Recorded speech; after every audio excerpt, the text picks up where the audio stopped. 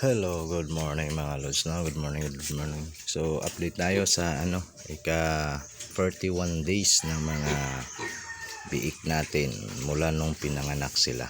41 days na sila ngayon mga lods, no? So, magbibigay tayo ng snack nila. Snack. Ito mga lods, bigyan natin sila ng snack. Ayan, snack lang muna kay snack ng snack. So, kalahati lang mga lods para ating kilo snack nila. Yun ang yung snack nila para ngayong umaga. So 41 days mula nung pinanganak yan sila mga lods. 41 days. So kita nyo naman dyan sa yung kulungan ko. So isang tips ko para sa inyo mga lods na ginagawa ko para walang kulangaw. Kasi yan dyan walang kalangaw yan dyan, iwas langaw. Paano natin yan maiwasan mga lods? So, dalawa yan dito sa kabila, yung inahing baboy. So ginawa ko mga lods is ang katol lang mga lods. Katol, yung mahabang katol. Tapakita ko na lang sa inyo kung ano yun. Mahabang katol, mahaba yun, mahaba. Iwag yung pabilog na katol. Yun yung kada 3 oras naglalagay ako ng isang piraso dito sa nila labas. Kada 3 oras. So kanina naglagay ako, mamaya naman.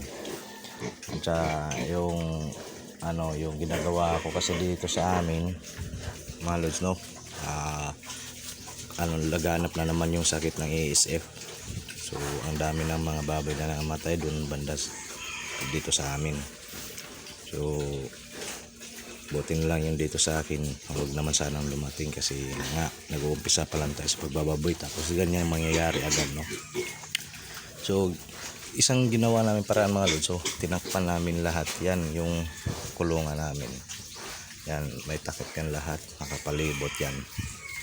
Okay, titingnan nyo, napapansin nyo, napalibutan ko yan ng trapal hanggang dito, trapal yan mga lods. So yan yung ginagawa namin para makaiwas sa ASF na sakit. So matagal na to lods, mga 2 taon na. So sawa ng Diyos, hindi pa tayo na anuhan. So huwag naman sana.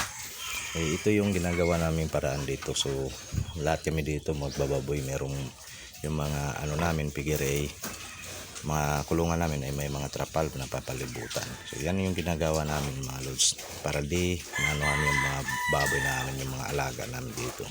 So sa ngayon is wala pa naman. So salamat sa Diyos, no.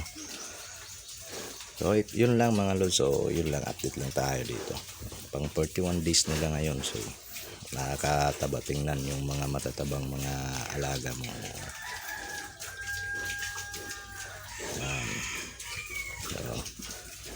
So kung bago ka pa lang dito sa video ko mga lods, sa channel ko, so huwag kalimutan mag-iwan ng bakas, mag-subscribe at pindot yung notification bell para updated ka sa mga video natin mga lods, no. Jinjin! Yan lods, 41 days yan. Yan, 41 days. Sa